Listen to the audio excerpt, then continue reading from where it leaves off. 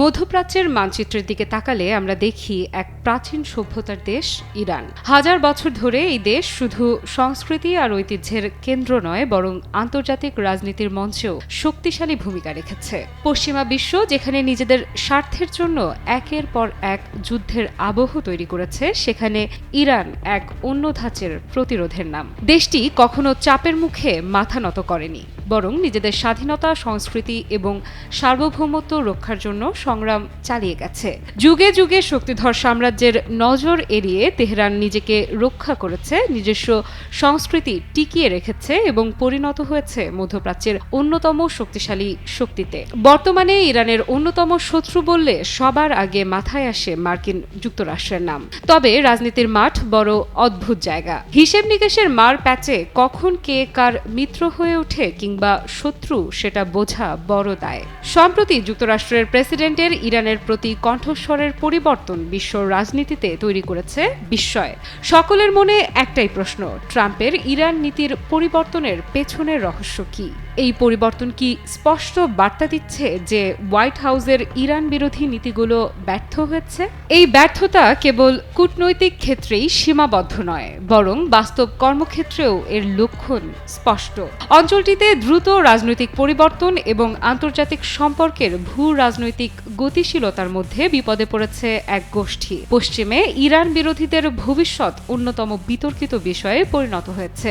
দীর্ঘদিন ধরে পশ্চিমা দেশগুলোতে আশ্রয় নেয়ার পর এখন অনেক বিরোধী নেতাই বুঝতে পারছেন যে আমেরিকা আর সেই নিরাপদ আশ্রয়স্থল নেই যা একসময় তারা ভেবেছিলেন, বরং তারা এখন কেবল পশ্চিমের স্বার্থ রক্ষার একটি রাজনৈতিক খেলায় হাতিয়ার হয়ে উঠেছেন, যেখানে তাদের নিজ দেশের ইস্যুগুলো পেছনের কাতারে ঠেলে দেয়া হয়েছে। বছরের পর বছর অনেক পশ্চিমা দেশ মানবাধিকার ও মত প্রকাশের স্বাধীনতার অজুহাতে ইরানি বিরোধীদের আশ্রয় দিয়েছে। বিশেষজ্ঞদের মতে এসব দেশ প্রকৃতপক্ষে ইরান বিরোধী গোষ্ঠীগুলোর প্রতি আন্তরিক ছিল না, বরং তারা ইরান সরকারের ওপর চাপ প্রয়োগের হাতিয়ার হিসেবে তাদের ব্যবহার করেছে। ইরানের পারমাণবিক কর্মসূচি ও তার আঞ্চলিক প্রভাব পশ্চিমাদের মূল আগ্রহের কেন্দ্রবিন্দুতে ছিল, যেখানে যুক্তরাষ্ট্র ও ইউরোপীয় দেশগুলো ইরান বিরোধীদের কেবল দর কষাকষির অস্ত্র হিসেবে ব্যবহার করেছে। ইরানের দৃষ্টিতে তার পারমাণবিক কর্মসূচি শান্তিপূর্ণ এবং দেশের অর্থনৈতিক ও জ্বালানি নিরাপত্তার জন্য অপরিহার্য। 2022 সালে ইরানে যে প্রতিবাদ বিক্ষোভ হয়েছিল তা ছিল ইরানি বিরোধী গোষ্ঠীগুলোর শক্তি যাচাইয়ের বাস্তব পরীক্ষা। এই বিক্ষোভে ব্যাপক গণ আন্দোলন দেখা গেলেও শেষ পর্যন্ত তা লক্ষ্য অর্জনে ব্যর্থ হয়। এর ফলে ইরানি বিরোধীদের দুর্বলতা প্রকাশ পায় এবং স্পষ্ট হয়ে যায় যে তারা জনগণকে একত্রিত করার মতো যথেষ্ট শক্তিশালী নয়। ফলে দেশীয় ও আন্তর্জাতিক পর্যায়ে তাদের প্রতি আস্থার ঘাটতি তৈরি হয়, যা প্রমাণ করে যে পশ্চিম কখনোই প্রকৃতপক্ষে তাদের সমর্থন করেনি, বরং স্বার্থসিদ্ধির জন্য ব্যবহার করেছে।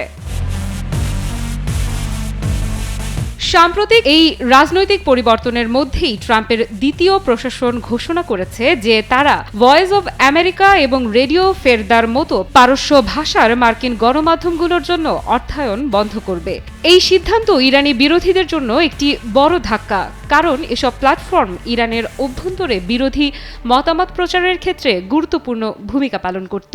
এই সিদ্ধান্তের মাধ্যমে একটি বিষয় পরিষ্কার হয়ে যায় যে পশ্চিমা দেশগুলো এখন আর ইরানি বিরোধীদের উপর নির্ভর করছে না, বরং সরাসরি তেহরানের সঙ্গে কূটনৈতিক আলোচনায় আগ্রহী। সম্প্রতি অনেক ইরানি বিরোধী নেতাকে পশ্চিমা দেশগুলো থেকে ইরানে ফেরত পাঠানো হয়েছে, যা রাজনৈতিক সমঝোতার অংশ হতে পারে। এদের মধ্যে অনেকে দেশে ফিরে বিচারের সম্মুখীন হয়েছেন এবং কিছু ক্ষেত্রে মৃত্যুদণ্ড কার্যকর হয়েছে। এই পরিস্থিতির প্রেক্ষিতে পশ্চিমা দেশগুলোতে বসবাসরত ইরানি বিরোধীদের জন্য দেশে ফিরে যাওয়া একটি বাস্তবসম্মত বিকল্প হয়ে উঠেছে। প্রবাস জীবন এখন আর তাদের জন্য নিরাপদ নয়, বরং হতাশা ও অনিশ্চয়তার উৎস হয়ে উঠেছে। অনেকেই বুঝতে পারছেন যে পশ্চিমা দেশগুলো আসলে কখনোই মানবাধিকার বা ইরানে গণতন্ত্র প্রতিষ্ঠার জন্য তাদের সমর্থন করেনি, শুধুমাত্র ইরানের ওপর চাপ প্রয়োগের হাতিয়ার হিসেবে ব্যবহার করেছে। টানা সপ্তমবারের মতো বেস্ট টিস্যু পেপার ব্র্যান্ড হিসেবে স্বীকৃতি পেয়েছে বসুন্ধরা টিস্যু। বিশ্লেষকরা মনে করেন যে ইরান পশ্চিম টানাপোড়েনের একটি বড় কারণ হল ইসরায়েলের ফিলিস্তিনপন্থী অবস্থান। ইরান দীর্ঘদিন ধরে ফিলিস্তিনের প্রতিরোধ আন্দোলনের পক্ষ, যা পশ্চিমা বিশ্বের জন্য উদ্বেগের বিষয়। তাই ইরানি বিরোধীদের পশ্চিমা কৌশলের অংশ হিসেবে ব্যবহার করা হয়েছে, যাতে ইরানের আঞ্চলিক প্রভাব সীমিত করা যায়। শেষ পর্যন্ত ইরানি বিরোধীরা একটি গুরুত্বপূর্ণ সিদ্ধান্তের মুখোমুখি হয়েছেন। তারা কি পশ্চিমাদের অনিরাপদ ও অনিশ্চিত ভবিষ্যতের সঙ্গে বসবাস করবেন, নাকি ইরানে ফিরে গিয়ে দেশের ভবিষ্যৎ গঠনে ভূমিকা রাখবেন? বাস্তবতা বলছে যে পশ্চিমা দেশগুলো কখনোই তাদের প্রকৃত আশ্রয়স্থল ছিল না। তারা শুধুমাত্র পশ্চিমের রাজনৈতিক স্বার্থের জন্য ব্যবহৃত হয়েছেন। তাই ইরানে ফিরে গিয়ে ভবিষ্যৎ গঠনে অংশগ্রহণ করাই হয়তো তাদের জন্য সবচেয়ে ভালো বিকল্প হতে পারে, বিশেষত যখন পুরো অঞ্চল এক বড় চ্যালেঞ্জের মুখোমুখি হয়ে দাঁড়িয়ে আছে। দীর্ঘদিন ধরে যুক্তরাষ্ট্রের প্রেসিডেন্ট ডোনাল্ড ট্রাম্প যখন চাইছেন মধ্যপ্রাচ্যের দেশ ইরানকে পারমাণবিক ইস্যুতে একটি সমঝোতায় আনতে, তিনি দেশটির কাছ থেকে কখনোই কাঙ্ক্ষিত ইতিবাচক সাড়া পাননি। বরং যুক্তরাষ্ট্রের একের পর এক চোখ রাঙানোকে বারবারই যেন তুড়ি মেরে উড়িয়ে দিয়েছে ইরান। সেই সাথে পশ্চিম ও তার মিত্র দেশগুলোতে বহুদিন ধরে যেই ইরান বিরোধীদের দেশটির বিরুদ্ধে বিভিন্ন ষড়যন্ত্রমূলক কাজে ব্যবহার করার চেষ্টা হয়েছিল, সেগুলো মূলত ব্যর্থ হয়েছে। অন্যদিকে বিশ্বের দুই পরাশক্তি চীন ও রাশিয়াও ইরানের পক্ষেই কথা বলছে। তাই এই যখন পরিস্থিতি, তখন তো যুক্তরাষ্ট্রের প্রেসিডেন্টের ইরানের বিষয়ে সুর নরম হবেই। আফরিদা ইফরাত, নিউজ 24।